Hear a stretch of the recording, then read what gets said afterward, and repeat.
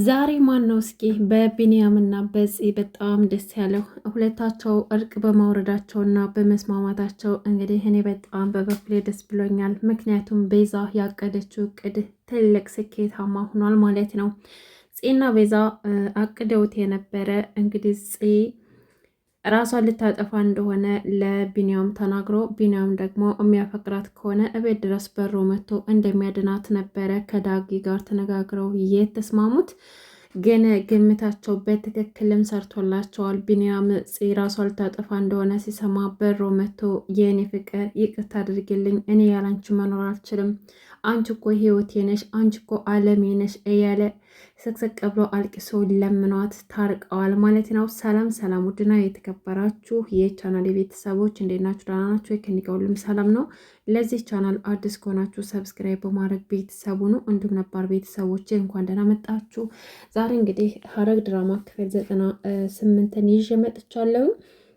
በዚህ ክፍል እንግዲህ ያው አቤል ከነ ያፌት ቤት ገብቷል። ለያፌት ደግሞ ይሄ አስደንጋጭ ነገር ነው። ምክንያቱም አንተ ውሻ ምን አባክ እየሰራ ነው እዚህ እያለም ሲጮህበት ነበር። አቤልም ደግሞ ያፌትን ሲያዩ በጣም ደንግጦ ነበረ። ናታን በሌሊት ላይ እየተጫወተባት ነው። ለክሱን ስታየው እንደ እብድ ነው የምትበረግገው። ምክንያቱም የናታን እንደዚህ መቀየር ለሷ አስደንጋጭ ስለሆነባት። በባለፈው ክፍል እንግዲህ ጽና ቤዛ ያቀዱት አንድ እቅድ ነበረ። እሱም ደግሞ ቢንያም እቤት ሲመጣ ጠብቆ ዳግም ስልክ እንዲደውሉለትና ከደወሉም በኋላ ደግሞ ጽዮን ራሷን ልታጠፋ እንደሆነ አስመስለው ነግረውት ቢንያም እንግዲህ የእሱን ልብ ለመፈተሽ ነበረ። ልክ እንዳቀዱትም ልክ ቢንያም ከውጭ በመጣ ሰዓት ቤዛ ደውላ ለዳግም ጽዮን ራሷን ልታጠፋ እንደሆነ ደውላ ስትነግረው ዳግም ደግሞ ምንም እንደማያውቅ ሰው ሆኖ እንዳዲስ ይደነግጣል። ከዛም በኋላ ቢኒ ምንድነው የተፈጠረው ብሎ ስልኩን ሲያነሳው ህይወቱ አደጋ ላይ እንደሆነ ሰማ። ከዛም በኋላ ስልኩን ወርውሮት እየሮጠ ነበረ ጽን ለማትረፍ ወደነ ቤዛ ቤት የሄደው። እዛ ሲሄድ ግን ጽዮን ራሷን አንድ ክፍል ውስጥ አግታ ራሷን የማጥፋት ሙከራ ያደረገች መስላ በሩን ከዘጋች በኋላ ቢኒያም ሲለምናት ነበረ በር ላይ ሆኖ እባክሽ ጽዬ እባክሽ እንደዚህ እንዳታደርጊ፣ እኔ እኮ ያላንቺ መኖር አልችልም፣ በጣም ነው ማፈቅርሽ፣ አንቺ እኮ ህይወቴ ነሽ፣ እኔ አንቺን አጥቼ በፍጹም መኖር አልችልም፣ አንቺ እኮ አለሜ ነሽ፣ የመኖሬ ምስጢር ነሽ እያለ ሲለምናት ነበረ። ጺም ደግሞ አንድና አንድ እቅዷ ቢኒ እንዲታረቃት ስለሆነ ይህም ብቻ በቂ አልነበረም።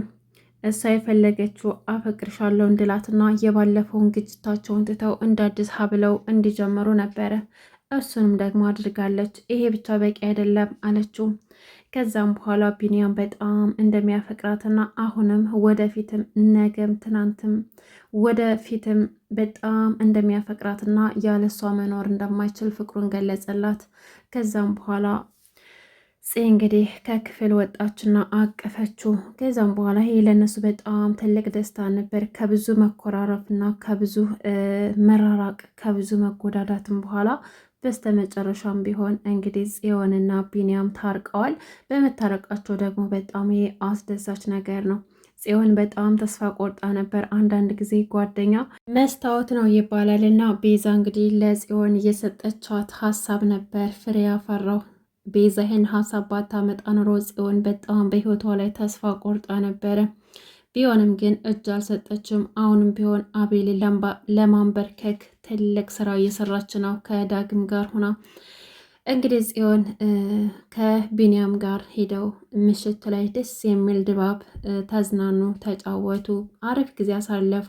ይሄ ደግሞ በጣም ለነሱ ለፍቅራቸው ልዩ የሚያደርገው ምሽት ነበረ። እንግዲህ ናታን ደግሞ እንደታረቁ አያውቅም። ቤዛም ደግሞ ከናኦድ ጋር ወክ እያደረገች አምሽታለች። እንግዲህ ሎሌት ደግሞ በናኦድ ጭንቅላት ውስጥ ያልሆነ ነገር መርዘዋለች። እሱም ደግሞ ቤዛ መጥፎ ሴት እንደሆነችና ናታን ስለማይፈልጋት ነው እንጂ ቢፈልጋት ኑሮ ከሱ ጋር መኖር እንደምትፈልግና ናኦድ ሲጎዳ ማየት እንደማትፈልግ፣ ወንድ ልጅ ሲጎዳ ማየት አልፈልግም። ቤዛ በጣም መጥፎ ሰው ናት። አታውቃትም አንተ። እኔ ደግሞ አንተ ስትጎዳ ማየት አልፈልግም። እሱ እኮ ናታን ስለማይፈልጋት ነው እንጂ ቢፈልጋት ኑሮ እኮ ከሱ ጋር ነበር መኖር የምትፈልገው። እች እኮ በጣም ጨካኝ ናት። በእህቷ ላይ ራሱ ብዙ ነገር ያደረገች ሴት ናት። ስለዚህ ምንም ነገር ውስጥ ከመግባት በፊት ልንገርህ ብዬ ነው እያለችም ለናኦድ ስትነግረው ነበር። ናኦድም ደግሞ እንዴት ነው ለማታውቂው ሰው ስለ ቤተሰብሽ እንደዚህ ብለሽ የምታወሪው? እኔ እኮ ማላውቀው ታሪክ የለም፣ ይህ ሁሉ ነገር አውቃለሁኝ እያለ ይነግራታል። ሎሊትም ደግሞ እኔ ምን አገባኝ ለራስ ብዬ ነው አለችና ከዛ እንግዲህ ቢኒያም መጥቶ ነበር ያቋረጣቸውና ናኦድ እንግዲህ እያንዳንዱን እየተፈጠረ ያለውን ነገር እያየ ነው። እያየም እየገመተም እየታዘበም ነበረ። እንግዲህ ናታን ደግሞ ከዲያራ ጋር የስልክ ልውውጡም እንደቀጠለ ነው። ዲያራ እንግዲህ ናታንን አፍቅረዋለች። ናታን ግን እሷን አፍቅሯት ሳይሆን ለጨረቃው ሲል ዋጋ እየከፈለ ነው። ለኤፍራታ ሲል ኤፍራታ ነፃ ለማውጣትና ከያፌት እጅ ውስጥ ለማውጣት ብሎ ነው ዲያራን የቀረባት። ዲያራ ደግሞ የእውነትም ያፈቀረ ይመስሏት። ለምንድን ነው ለእኔ ጊዜ የማሰጠኝ? ለምንድን ነው መተህ የማታየኝ?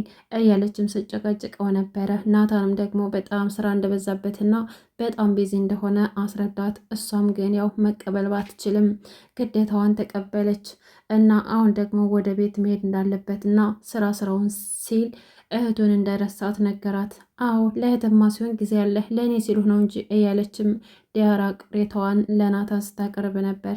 ናታን እንግዲህ ወደ ቤት ሄደና ሲያቸው ማንም ሰው ቤት አልነበረም፣ በሩም ክፍት ነበረ። ከዛም ግራ ገባውና የት ሄደው ነው በዚህ ምሽት ሄድና ወደ ቤዛ ጋር ይደውላታል። ቤዛ ጋር ሲደውልለት ስልኩን አነሳችና እናቱ ሰላም ነው እንዴት ነህ መጣህ እንዴ አለችው። አዎ መጥቻለሁ። ስመጣ እኮ ማንም ሰው አልነበረም። በዚህ ምሽት የት ሄዳችሁ ነው? ደግሞ በሩን ክፍት አድርጋችሁን ሄዳችሁት?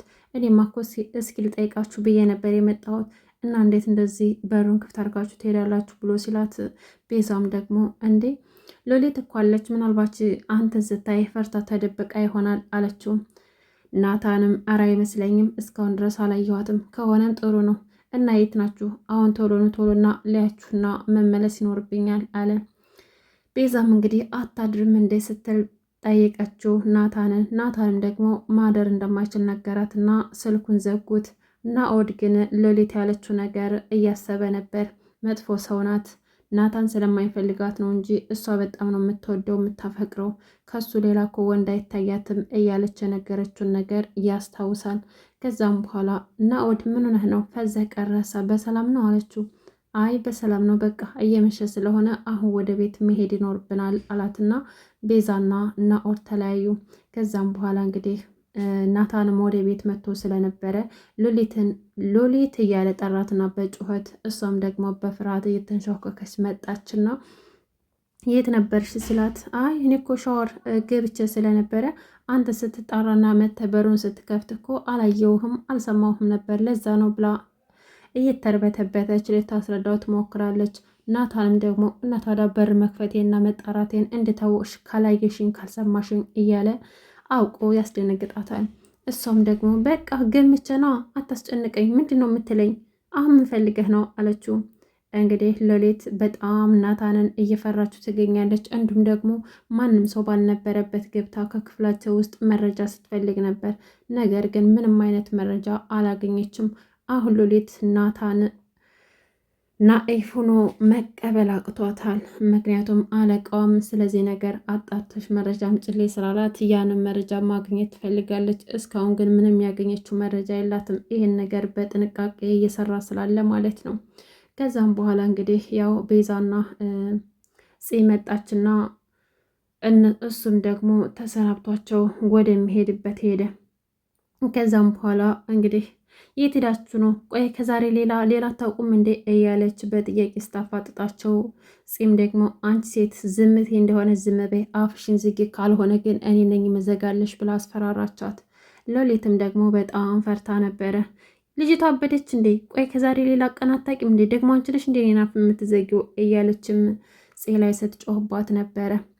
እንግዲህ ያው ሎሊት እንደ ሁሌውም ስራዋ ወደ ያፌት ጋር ደወለችና አለቃ ናታን አሁን ከቤት ወጥቷል አለችው። ያፌትም ደግሞ እንዴት ቤት ነው የወጣው?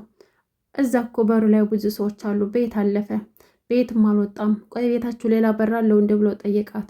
እሷም ደግሞ ስለምን በር ነው የምታወራው? ምንም አይነት በር የለም። አንድ በር ብቻ ነው ያለው፣ እንዴት ሊሆን ይችላል? አሁን እኮ አይን እያየሁ ነው የወጣው እያለች ነገረችው። ያፌትም ደግሞ እሺ ብሎ ስልኩን ዘጋው። እንግዲህ ኤፍራታ ደግሞ አቤል ያለ ፍላጎቷ እቤት ውስጥ መጥቶ ተቀምጧልና አስፈሪ የሆነ የሚያስደነግጥ ሆረር ፊልም እያየ ነበረ። ግደለው፣ ቁረጠው፣ በለው፣ ዘልዝለው እያለ ሲጮህ ኤፍራታ በጣም ፈርታ እባክን አቤል ይሄን ፊልም ቀይርልኝ፣ ካልሆነ ደግሞ ሌላ ፊልም እኔ ወይ ደግሞ ሙዚቃ እናዳምጠን፣ ይህን ፊልም ማየት አልችልም እያለች ለመነችው። አቤልም ደግሞ ምንድን ነው የምትዩ? ተይኝ ልይበት፣ እኔ እንደዚህ አይነት ፊልም በጣም ይመቸኛል፣ ተቃራኒ ወገን መደገፍ እወዳለሁ፣ ይህ እስኪ ደስ አይልም እያለ በጩኸት ልክ እንደ ኳስ እያየ ነበረ። ኤፍራታ ግን በጣም ፈርታ ነበረ።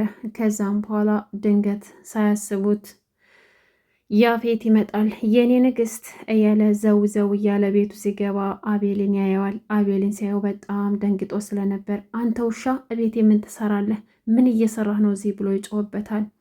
አቤልም ደግሞ በጣም ደንግጦ ወንድሜ እኔ እኮ ላይህ መጥቼ ነው እያለ ይርበደበዳል። በጣም በፍርሃት ነበር ሲያየውና ሲያናገረው የነበረው። ያፌት በጣም ተናዶበታል በአቤል። አቤልን ያስወጣ ይሆን ወይስ ደግሞ ምን ያደርገው ይሆን? ምን ይፈጠራል? ወይስ ደግሞ ያፌት ኤፍራታን ለምን አቤልን አመጣሽ ለምን አስገባሽ ብሎ እሷ ለሌላ ችግር ይፈጥር ይሆን? ይሄን እንግዲህ አብረን የምናይ ይሆናል። ለዛሬ ያዝኩላችሁ ሐረግ ድራማ ይሄን ይመስል ነበር። በቀጣይ እስከምንገናኝ ድረስ በያላችሁበት ሰላማችሁ በዚህ ይበልልኝ። አመሰግናለሁ።